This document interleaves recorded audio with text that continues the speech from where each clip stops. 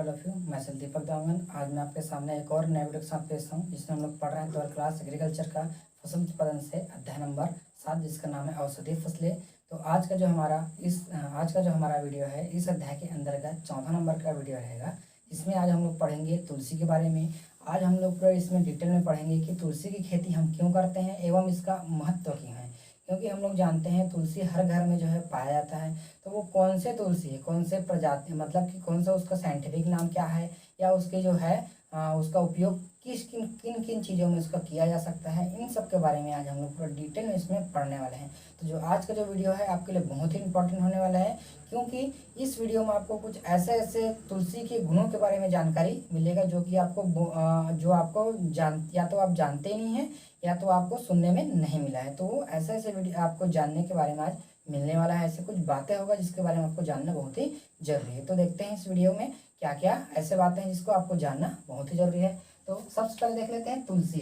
तो तुलसी का जो प्रचलित नाम है, उसका अन्य नाम और हमारे पास क्या क्या है। तो पहला है हमारे पास तुलसी, सभी लोग जानते हैं। एक नाम होता है इसको तुलसा के नाम से भी इसको जाना जाता है, एवं जो है इसको तुलीन के नाम से भी इसको जाना जाता है। मतलब अलग अलग क्षेत्र विशेष पर इसको अलग अलग नामों से इसको जाना जाता है। अब इसकी बात करें बॉटनिकल नेम की, तो बॉटनिकल नेम के लिए इसको ऑसिमम प्रजाति बोलते हैं, ऑसिमम स्पीसीज के नाम जानते हैं। क्योंकि ऑसिमम तो है, इसके साथ इसके बाद जो स्पीसीज या प्रजाति है, इसमें अलग अलग पौधों को जो है अलग अलग इसका साइंटिफिक नाम हमारे पास है।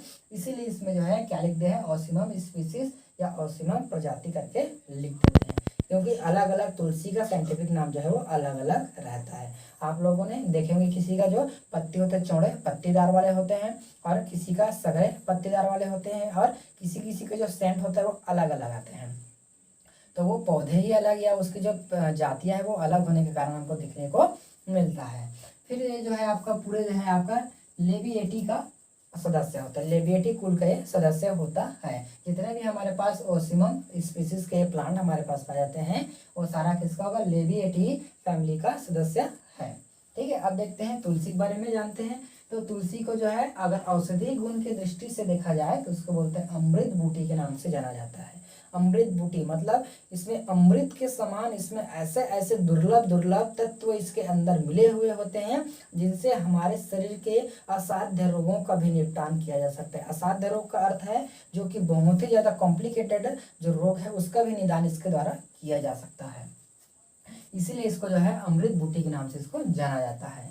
और इसका जो जन्म स्थान है आपका एशिया के उत्तरी पूर्वी क्षेत्र में माना जाता है। ठीक है, तो जन्म स्थान इसका एशिया के उत्तरी पूर्व क्षेत्र में माना जाता है। और इसका जो तुलसी का जो जिक्र है हमारे जो पुराण है उसमें भी इसका बहुत ज्यादा जिक्र किया गया है। मतलब ये जो है जैसे कि हिंदुओं के अनुसार माना जाए तो उस सतयुग आया था, द्वापर युग, त्रेता युग, ठीक है, तो ऐसा कुछ युग आए थे, तो उसमें भी इसका इस्तेमाल बहुत ज्यादा किया जाता था। वहीं से इसको पूजन की दृष्टि से भी लेते हैं, इसको देवी का रूप माना जाता है। ठीक है, फिर देखते हैं इसके तेल में जो है आपका कपूर और सिट्रॉल, और उस तरह से होता है आपका जीरोमिनॉल, और होता है आपका फिनाइल एसीटेट, और उसी तरह से मिथाइल और चाविकॉल और यूजिनॉल, एवं जो है आपका फ्रेंचाइल और थर्मोइल एवं एल्कोहल आदि जो है इसमें पाया जाता है। तो इतने ज़्यादा जो है इसके तेल में पाया जाता है। अगर केमिकल की दृष्टि से देखा जाए तो कितने सारे जो केमिकल है इसके अंदर जो है वो पाया जाता है, जो कि हमारे बॉडी के लिए बहुत ही लाभदायक होता है। फिर देखते हैं इसका उपयोग कहाँ कहाँ पर होता है। इसका उपयोग तो इसका उपयोग जो है आपका डेंटल, इसका उपयोग कहाँ करते हैं, डेंटल, मतलब कि आपके अगर दांत में या आपके मुंह में कुछ प्रॉब्लम हो जाते हैं, या कहीं पर मसुड़ा होते हैं या सड़न होता है, तो उसको दूर करने में मतलब दूर करने के लिए भी इसका प्रयोग करते हैं। तो डेंटल्स में इसका प्रयोग होता है। साथ ही साथ आपका क्रीम, तो बहुत सारे एंटीसेप्टिक क्रीम आते हैं, उसमें इसका प्रयोग किया जाता है। अब मैंने यहाँ पर एक वर्ड बोला एंटीसेप्टिक, मतलब होता है जिसमें आपका इन्फेक्शन से बचने के लिए जो क्रीम्स आते हैं उनमें भी इसका प्रयोग किया जाता है।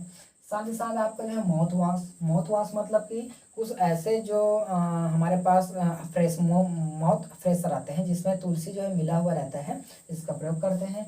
फिर आगे इसमें बेकरी में करते हैं। बेकरी में मतलब कि जैसे केक वगैरह होते हैं, तो केक वगैरह में जो है इसका तेल को जो है इसको ऑयल को जो है प्रयोग किया जाता है, किसके लिए, सेंट के लिए जो है इसको प्रयोग करते हैं। साथ साथ इसमें सूप, इसका सूप बनाकर भी आता है। सूप मतलब सीधा सा बोल दिया जाए तो काढ़ा, ठीक है। तो काढ़ा बनाकर भी इसको सेवन करते हैं, इसके पत्तियों का काढ़ा। फिर आता है इसमें सलाद, तो सलाद के रूप में भी इसको प्रयोग किया जाता है, ठीक है। अब आता है इसमें जैम, मुरब्बे में भी इसका प्रयोग करते हैं। जैम मुरब्बे में अर्थात जो है इसका, जैसे कि जैम मतलब जो इसका गीला हुआ एक रूप आता है, जैसे सॉस बोल सकते हैं, जैम वगैरह सॉस, और इसका जेली, तो हमारे पास ये अलग अलग रूपों हमको प्राप्त ये होता है। और इसका जो है आपका ज्वर और कैंसर जैसे रोगों में भी इसका प्रयोग करते हैं। ज्वर मतलब होता है बुखार, तो बुखार अगर किसी को है तो तुलसी के 2 पत्तियां या 3 से 4 पत्तियां खाने से आपको इसमें रिलीफ मिलता है।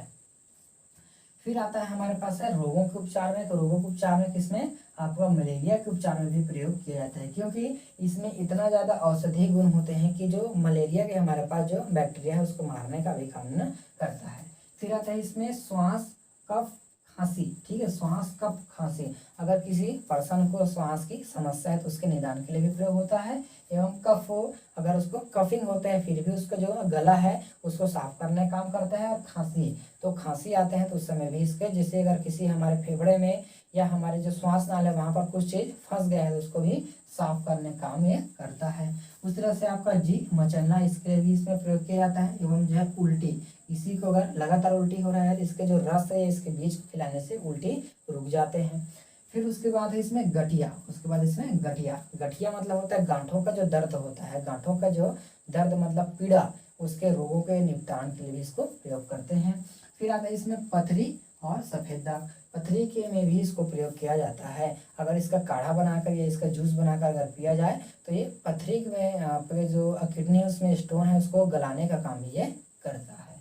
फिर है इसमें सफेद दाग, सफेद दाग का अर्थ होता है अगर कहीं पे पर धब्बे बन गए हैं, सफेद रंग का धब्बा बना है तो उसको दूर करने के लिए भी इसका प्रयोग किया जाता है। अब देखते हैं इसके लिए जलवायु, तो जलवायु जो है आपका 500 से 1200 सेंटीमीटर वार्षिक वर्षा वाले क्षेत्रों पर इसकी आसानी से खेती किया जा सकता है। इसके लिए कोई विशेष प्रकार की जलवायु की आवश्यकता नहीं होती, ये सभी तरह के जलवायु में इसके उगाया जा सकता है इसको। अब देखते हैं इसकी भूमि, तो भूमि में आपका आएगा, अगर इसको हमको अच्छे से उत्पादन चाहिए, बहुत ज़्यादा मात्रा में अगर उसको हमको उत्पादन चाहिए तो इसके लिए आपका जो है वो रेतीली दोमट मिट्टी एवं जो है आपका दोमट मिट्टी में जो इसका प्रयोग करते हैं। साथ ही साथ इसमें इसका पीएच मान जो है आपका 6.5 से 8.5 के मध्य होना चाहिए, इतने में इसकी खेती आसानी से किया जा सकता है। फिर देखते हैं इसकी प्रजातियां, तो हमारे पास कितनी प्रजातियां इसमें पाए जाते हैं इसको देखेंगे। साथ ही साथ इसमें उन्नतशील जो बीज हैं, उन्नतशील जो पौधे हैं उसके बारे में भी इसमें देखेंगे। तो सबसे पहले देखते हैं इसमें पहला नंबर ओसिमम बेसिलिकम, ठीक है। तो ये जो है इसका हिंदी में इसको बोलते हैं वन तुलसी के नाम से जाना जाता है। हिंदी में क्या बोलते हैं इसको, वन तुलसी, और अंग्रेजी में इसको बोला जाता है स्वीट बेसिल के नाम से इसको जाना जाता है। तो दोनों नाम को आपको याद रखना है, वन तुलसी और स्वीट बेसिल। कई बार जो दवाइयाँ, आयुर्वेदिक दवाइयाँ होती है उसमें लिखा हुआ रहता है वन तुलसी, तो वन तुलसी क्या है आपको जान गए, समझ गए क्या है वो, ओसिमम आपका ओसिमम बेसिलिकम है, जो कि उसको हिंदी में वन तुलसी के नाम से जाना जाता है और इंग्लिश में इसको बोलते हैं स्वीट बेसिल के नाम से जानते हैं। अब इसका औषधीय गुण ये क्या काम में आता है, तो ये आता है आपके दस्त को ठीक करने में। किसी को दस्त हो गया है या पुराने अतिसर वाले हैं, इनको ठीक करने का काम ये करता है, ठीक। फिर दूसरा है इसमें ओसिसम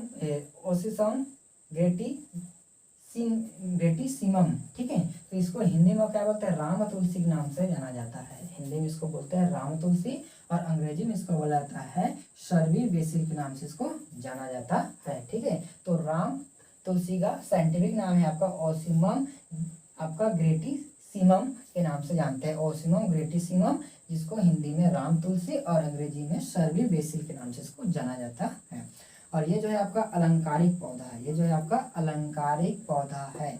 अब इसमें आता है आपका अलंकारिक, अलंकारिक का अर्थ होता है सजाने युक्त, ठीक है। ये सजाने युक्त पौधा होता है और इसका जो प्रयोग है आपका मच्छरों को भगाने में भी किया जाता है, मच्छरों को भगाने में भी इसका प्रयोग करते हैं। जैसे कि अगरबत्ती आती है, मच्छर अगरबत्ती आते हैं, उसमें आप लोग टीवी में एडवर्टाइजमेंट देखे होंगे कि नीम की शक्ति तुलसी की शक्ति युक्त मच्छर अगरबत्ती ऐसे करके, तो उसमें क्या है वो तुलसी जो है मिला हुआ रहता है। तो कौन सा तुलसी है, ओसिमम ग्रेटिसिमम जो है उसमें मिला हुआ रहता है। और इसका में तेल में आपका जो है यूजिनॉल जो है 70 से 80% होता है। यूजिनॉल जो है कितना होता है, 70 से 80% यूजिनॉल इसमें पाए जाते हैं, ठीक है। फिर आता है तीसरा नंबर इसमें ओसिमम ग्रेटिसिकम। तो ये जो है इसका साइंटिफिक नाम तो दोनों एक ही है, लेकिन इसका हिंदी नाम थोड़ा सा अलग है और अंग्रेजी नाम भी इसका अलग है। इसको हिंदी में क्या बोलते हैं, तुलसी बोलते हैं, और इसको अंग्रेजी में बोलते हैं आपका होली बेसिल के नाम से इसको जाना जाता है। ठीक है, और इसे जो है आपका घरों, मंदिरों और बागों में उगाते हैं। जो हमारे घरों में जो तुलसी का पौधा रहता है वो है हमारे में ओसिमम क्या है, ग्रेटिसिमम के नाम से इसको जाना जाता है। ठीक है, और इसके तेल से जो है आपका कीटाणु और कीड़ों को जो है मारता है। इसके तेल से कीटाणु और कीड़ों वगैरह को मारने का काम इसमें करता है। और इसका जो है आपका श्वास एवं पाचन संबंधी समस्याओं को भी दूर करने में करता है। जो इसका रस होता है इसके श्वास और हमारे पाचन संबंधी जो समस्या होती है उसको दूर करने का भर पे करते हैं। और साथ साथ इसमें जो है आपका दांत, चर्म रोग और का भी इसमें प्रयोग होता है। तो दांत और चर्म रोग में भी इसका प्रयोग करते हैं। और इसके पत्तियों का जो प्रयोग है, इसके पत्तियों का प्रयोग आपका काढ़ा को आपका जुकाम में जो है प्रयोग किया जाता है। ठीक है, तो काढ़ा बनाकर इसको जुकाम अगर किसी को हो गया है तो इसमें प्रयोग करते हैं। फिर है इसके बीज का जो प्रयोग है आपका मूत्र प्रणाली की समस्याओं को ठीक करने में इसका प्रयोग किया जाता है। तो ये था हमारे में स्पीसीज या प्रजाति इसके, और इसमें और देखते हैं कि इसके कितने प्रकार के हमारे पास और प्रजाति इसमें पाए जाते हैं। उसके बाद देखते हैं इसमें इसकी स्पीसीज के बारे में कि और कितने स्पीसीज है। तो देखते हैं चौथा नंबर के स्पीसीज में आता है ओसिमम मिनिमम के नाम से इसको जाना जाता है, और जो कि एक प्रकार का बोने पौधा होता है। बोने किस्म का पौधा, मतलब इसकी जो आकृति है वो ज़्यादा नहीं होते हैं। अब देखते हैं 5 नंबर के इसमें ओसिमम अमेरिकन्स के नाम से इसको जो है वो जाना जाता है। और इसको जो हिंदी में आपका काली तुलसी के नाम से जानते हैं। काली तुलसी या इसको बोलते हैं हमारे में ममरी के नाम से भी जाना जाता है। और इसको अंग्रेजी में आपका जो है आपका होअरी बेसिल के नाम से इसको जो है जाना जाता है। और इसका प्रयोग जो है आपका इत्र एवं जो है टॉनिक बनाने में किया जाता है। मैं आपको इसको याद रखना जरूरी है क्योंकि ये टॉनिक को बनाने में इसका प्रयोग जो है किया जाता है। ठीक है, अब देखते हैं उन्नतशील किसमें इसके अलग अलग और किसमें है। तो आता है इसमें RRLOC 11 देखते हैं। तो ये इसका जो पौधा होता है वो 75 से 85 सेंटीमीटर जो है लंबा होता है, एवं जो है इसमें आपका सफ़ेद और गुलाबी रंग के फूल जो इसमें आते हैं। सफ़ेद और गुलाबी रंग का फूल युक्त होता है। और इसका प्रयोग आपका इत्र, केक और जो है आप इत्र और केक में जो इसका प्रयोग किया जाता है। और इसके तेल में जो इसका स्मेलिंग सेंट रहता है वो किसके कारण होता है, तो रहता है आपका लीना नल के कारण जो है इसमें देखने को मिलता है। लीना नल के कारण हमको देखने को मिलता है इसमें जो इसका सेंट होता है, स्मेलिंग जो होता है वो। फिर देखते हैं हमारे पास RRLOC 12 देखते हैं। तो ये आपका 70 से 80 सेंटीमीटर लंबा पौधा होता है। और इसका जो फूल है वो भी आपका सफ़ेद और गुलाबी रंग का फूल होता है, जिसमें इसका प्रयोग जो है आपका साबुन और इत्र बनाने में किया जाता है। तो जिसमें जो इसका इत्र निकलता है, तो इत्र में इसका जो सेंट रहता है वो किसके कारण होता है, तो रहता है हमारे में मिथाइल सिनामेट के कारण जो है वो देखने को मिलता है। फिर उसके बाद आता है हमारे पास RRLOC 14। तो ये जो है आपका 150 से 160 सेंटीमीटर लंबा पौधा होता है, और जो कि आपका रोएदार होते हैं, मतलब बाल युक्त होते हैं। जैसे कि हमारे पास इस तरह से पौधा है, यहाँ पर छोटे छोटे महीन इसमें बहुत सारे इसमें बाल जो है कुछ इस तरह से इसमें जो है पाए जाते हैं। ये रोएदार होते हैं और छायादार होते हैं, मतलब बहुत ज़्यादा शाखाओं में फैले हुए होते हैं। और ये जो है आपका इसमें जो इसका जो सेंट होता है वो यूजिनॉल के कारण जो है वो सुगंधित होता है। अब देखते हैं इसका प्रवर्धन, यानी कि इसकी बढ़वार जो है कैसे इसमें होता है। तो इसको बीजों के द्वारा इसका बढ़वार करते हैं, इसका फैलाव किया जाता है बीजों के द्वारा। मतलब इसको बीज को जब हम इसमें बोएंगे तो वहाँ से नए पौधे की उत्पत्ति किया जा सकता है। फिर उसके बाद है इसमें शाखाओं के द्वारा भी इसको जो है प्रवर्धन किया जाता है या इसको फैलाव किया जाता है। अब देखते हैं इसमें खाद और उर्वरक। तो खाद और उर्वरक में देखेंगे तो इसमें आता है हमारे में 200 से 250 क्विंटल गोबर की खाद लगता है। और उस तरह से आपका 100 kg नाइट्रोजन और 500 kg सुपर फॉस्फेट एवं आपका 125 kg पोटास को इसकी जो है आवश्यकता होती है प्रति हेक्टेयर के दर से। ठीक है, अब देखेंगे इसमें रोपाई। तो रोपाई जो है आपका 45 × 45 सेंटीमीटर की दूरी इसमें रहता है। मतलब इसमें क्या सा होता है आपका, ये पहला लाइन है तो दूसरा लाइन है, तो पहला लाइन और दूसरा लाइन के बीच की दूरी कितना होगा, 45 से आपका कितना 45 सेंटीमीटर की इसकी दूरी जो है वो रहेगा। ठीक, उसमें इसको उगाया जाता है। और इसकी बुआई जो है आपका जुलाई के प्रथम सप्ताह में इसकी बुआई किया जाता है।